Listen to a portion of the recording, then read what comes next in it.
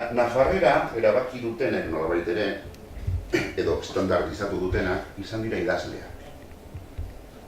Ez, lehena etzen izan, etxepari, lehena izan zen Leizarraga, Johannes Leizarraga.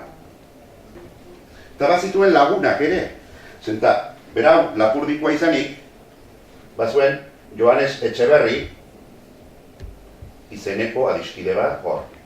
Eta, behe Nafarroan ez zokan dirudinez adiskideik. Zenta zuberoan bat zituen Landetxeberri, Sanz de Tartas, izeneko bat, eta bertzea, apuntatu dut izena, ez bainuen ahantzi nahi, zenta uste baitut haren izena, ahoskatzen dudan bakoitzean, nonbait ere, haren memoria rekuperatzen dudala. 5 pertsona hauek, ez daukate inolako pegarik, oso euskara, deitzen dute euskara kultoa, 4 mendetan jarraian idatzi dute modelo berberean. Ez dago iaia aldaketarik. Eta denbora hartan, aldaketak egon zitezken gehiago, zenta ez baitzegoen akademiarik. Ulertzen? Gu ginen ignorante batzuk, ez geneukan akademiarik. Gu ginen inglesen modukoak. Inglesek ere ez daukate akademiarik. Bera, ederki idazten dakite, Ulertzen? Hemen nonbait, eta Espainol Akademiaren, edo Frantses Akademiaren eraginez, guk ere akademia bat eduki behar izan dugu. Akademia bat, berez, izan behar litzateke konservadorea. Eta ez tokatzea niri konservadore izatea. Nire ikasleek erraite dute nahiko modernoa naizela. Ordan, akademiari zegokion lan hori, Konservadorea, beraiek. Gero populua, herria, bueno, nahi duguna erabakiko.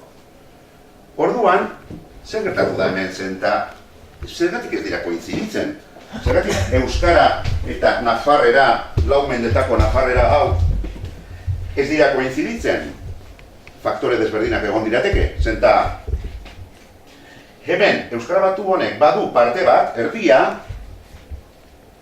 nehork ere, nehoiz ere, erabili ez duena.